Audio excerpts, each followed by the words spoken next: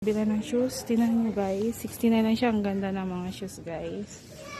Tapos eto pa, 79 real. Guys, puro sapatos guys, 59, ganon. Ito, ang ganda ng shoes guys. Ito siya guys, type ko to guys, oh. Pero 59 real siya guys. Mahanap tayo ng iba guys. Ito yung mga bag. Gusto niyo rin sa kwintas? Ito. Mga abubot guys.